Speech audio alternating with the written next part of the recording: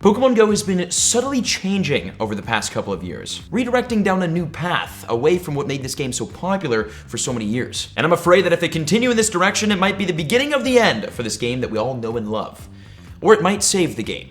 So what's the problem? Well, to start, it's important to remember what makes this game so exciting. Right now, think of your favorite Pokémon GO memory. Let me know in the comments. For me, it's catching Mewtwo inside the stadium in Tokyo, catching Sudowoodo ziplining in the mountains of Hawaii, my first shiny Pokemon, adventure, exploration, and the hunt. Even some of the best updates have been great because of rare spawns, new shinies, things for us to do and go out and be excited about finding. But it seems that's slowly beginning to change for Pokémon GO. And it all began back in January of 2020 with the Research Breakthrough Box. And I know what you're thinking. Here he goes again, complaining about the Research Breakthrough Box. I know, but trust me, this is important because this Research Breakthrough Box marked the beginning of a change in focus for Pokémon GO. Change in how and why the game is played. You see, before this Research Breakthrough Box, you could get legendary and shiny legendary Pokémon from the box. But afterwards you couldn't, and it wasn't an accident. It was intentionally done to push players towards a specific new feature.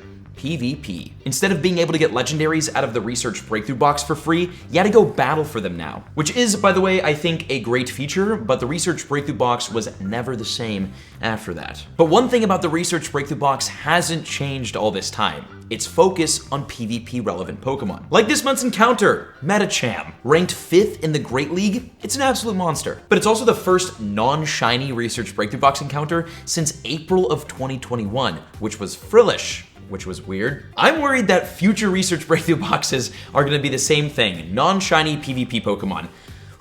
We gotta stop nerfing the Research Breakthrough Box, man. And that's not the only feature that's been heavily focused on PvP. Nearly 1/3 of all Spotlight Hour Pokemon this year have been meta-relevant in the Go Battle League. And Community Days especially have felt extra PvP this last year, with 5 of the last 10 Community Days being meta-relevant PvP Pokemon. And it feels like we've had a much heavier focus on PvP in recent events, including some new Pokemon being released only in the Go Battle League. Like Mindfoo's release. You could only get it from GBL encounters. Not to mention, the Go Battle League has been intentionally made the #1 most efficient way to get Stardust in Pokemon GO. Now, this is also obviously to help offset the incredible amount of Stardust it costs to be able to efficiently play PvP, but with Stardust being the most valuable resource in the game, it's a great incentive for people who aren't even big on Go Battle League. Like even now, we have a free Go Battle League Battle Pass that unlocks a Today tab timed research that is stuck there for 88 days, or until you complete it,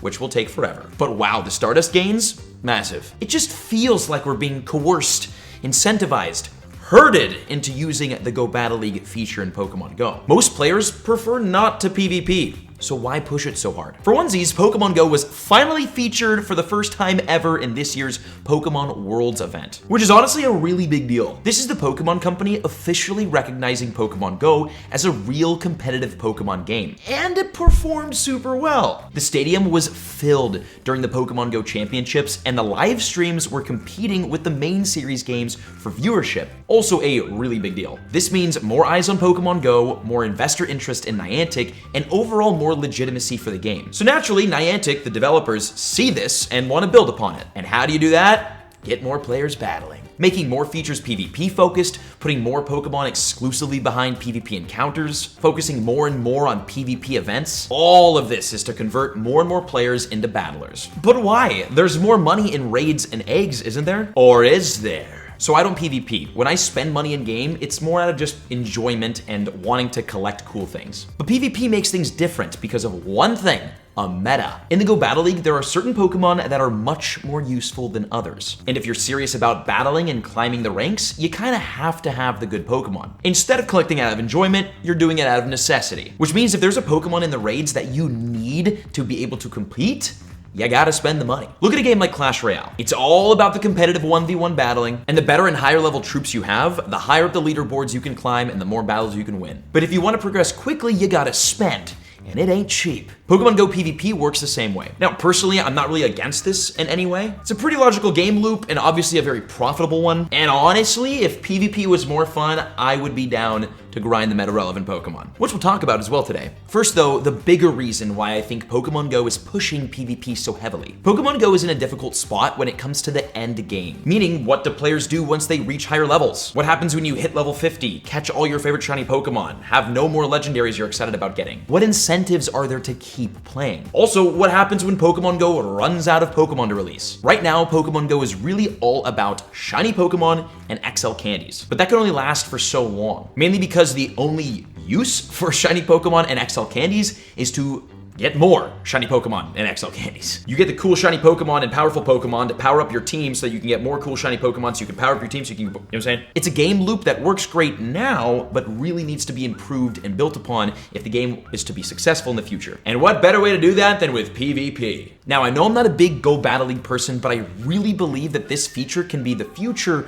of Pokemon Go and a really fun one. The concept just makes sense. It's like the perfect endgame loop for all players. Why keep grinding and collecting all of these Pokemon? To use them to battle with, just like Ash. I think that in order for Pokemon Go to stay fun and relevant over the next 5 years, PvP has to work. But there's a big problem with this. Historically, Pokemon has been a much more casually played franchise. This applies to both the main series games and the Pokemon cards. Way more people collect Pokemon cards out of pure enjoyment than to actually use them to battle with. And way more people just casually play and enjoy the main series games rather than actually compete and battle, especially competitively. Games like Call of Duty, League of Legends, Clash Royale are all fundamentally competitive games, whereas Pokemon is a game that allows for many different playstyles, most of them being casual. So Pokemon Go will always have more people who just casually play the game than PvP, which means PvP definitely should not completely take over all updates and the whole thing of the game. And personally, if we're being honest,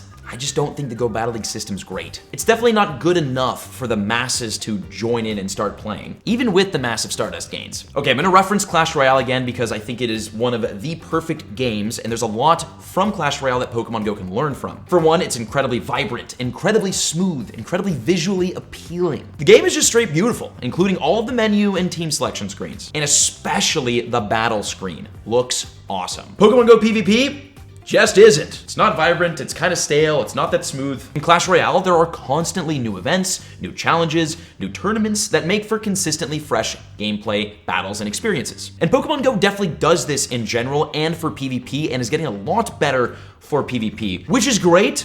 Definitely room to improve. Clash Royale has a wonderful leaderboard system that really incentivizes players to grind up to the top, both globally and in their local area. Pokemon Go's sucks, and this is actually a big reason why I don't play. If there was a really good leaderboard system, making a video series of grinding to top 100, that'd be fun. Clash Royale also has clans that allow people to team up and compete against other teams of people. Pokemon Go does not, and that would be really fun. And there's a really, really good reward system in Clash Royale that super incentivizes grinding and makes you feel rewarded as you progress. You feel like progress is made. You feel rewarded for all the grind, like it's in there. And Pokemon Go PvP does okay with incentivization, like a lot of Stardust, legendary encounters. But if Niantic really wants players to convert to Go Battle League and they want that feature to be successful, it's gotta be good. So personally, I definitely understand why Pokemon Go is putting such an emphasis on PvP and really trying to get players over into it. And I think in the long term, it'll be really good for the game. But there are a lot of improvements that need to be made first and hopefully made soon because I wanna get into PvP. I do. And if you have any ideas on how to improve PvP in Pokemon Go, let me know down in the comment section below. And while you're at it, drop a sub and check out the other videos on the screen. Hope you enjoyed. See you in the next one.